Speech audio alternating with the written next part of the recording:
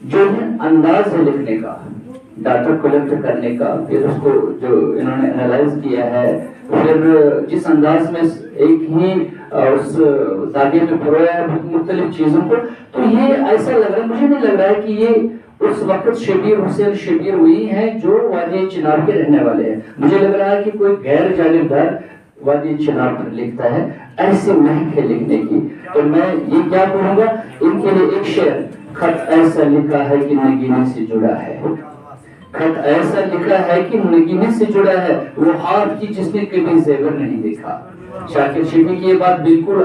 100% correct ہے کہ یہ نہ یہ تاریخ کی طالب علم ہے اور نہ یہ مورخ ہے، لیکن اپنے زمانے کی محمد انفوک ہے، اپنے زمانے کے کلن ہے، اور سب سے بڑھ کر اپنے زمانے کے اردو آزاد ہے. کیونکہ جو شعراء ادبا انہوں نے گنے ہیں ان میں سے میں کہوں گا 90%،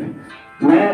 چیلنج کہتا ہوں 90% شعراء اور ادبا ان کے وادی چناب کے جو شبیر صاحب سے کچھ نہیں ہے، ان کے لکھنے سے کچھ نہیں ہے، بلکہ اگر شبیر صاحب پر میں نے قلم اٹھایا تو میرے ساتھ بھی فون پر بات کرتے ہیں یہ راج ادراوی پانا جو تھی کجر چکہ چکہ اس مدد کر لی کر مثلا. لیکن جب یہ ان پر لکھتا ہے اپنے اندر والے شبیر کو مار کر ہوئی گرنم چوتے میں سے دیوان ہے کس پر لگ تھاوان، اور پھر یہ بات کرتا ہے ایمانداری کے ساتھ، I salute him، میں سلام کرتا ہوں اس صداقت کا، اس دیانت کا، اس محنت کا، اس مشقت کا. اللہ کرے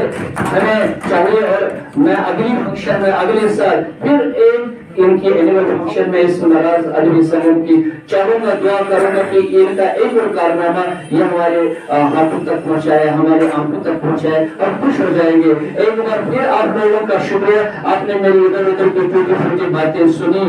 اور میں صرف اتنا اپنے بارے میں کہوں گا، دکیا ہوتا ساکی کام شکرمت، دکیا ہوتا ساکی کام شکرمت، ولیکن نون آقا دام غنیمت. ملائکہ کی سامنے کم مرتمینن فإن كان